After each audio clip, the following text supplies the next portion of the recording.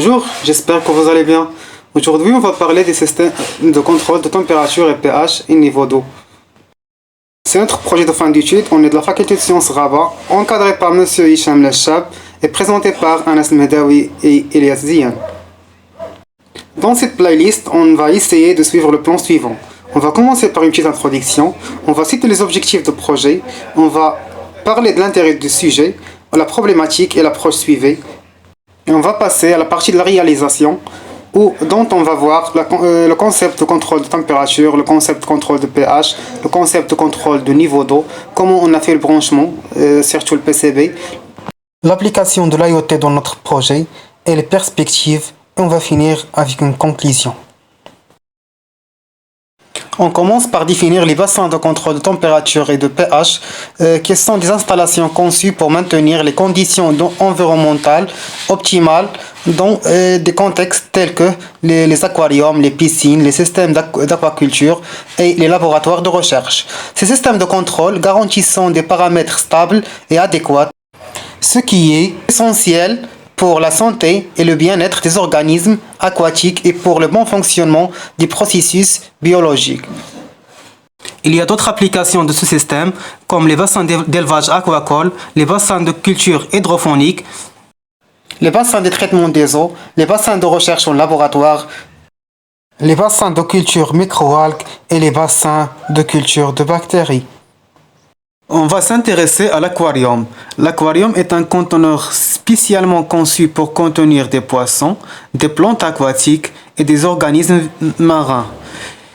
Ils peuvent être utilisés pour des fins décoratives, éducatives ou des recherches scientifiques. Les aquariums sont disponibles dans une variété de tailles et de formes, allant des petits réservoirs du bureau aux grands réservoirs d'exposition dans les musées.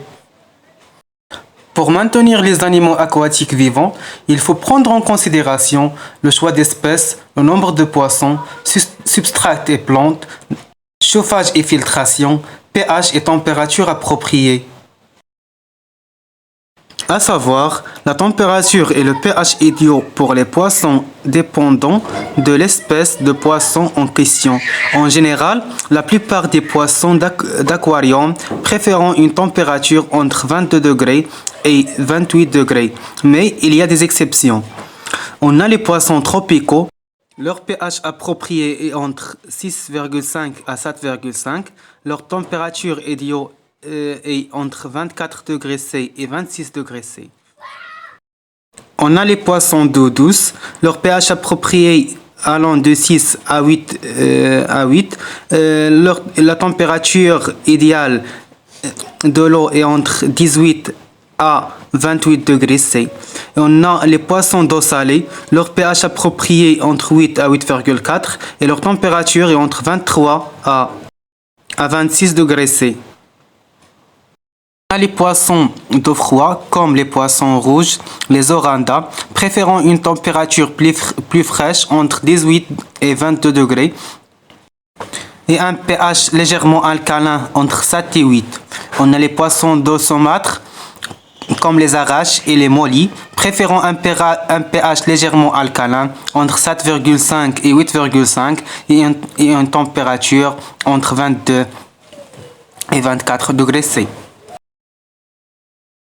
Nous nous concentrons plus spécifiquement sur les aquariums et comment ces systèmes de contrôle peuvent assurer un environnement sain et stable pour les poissons et les autres organismes aquatiques.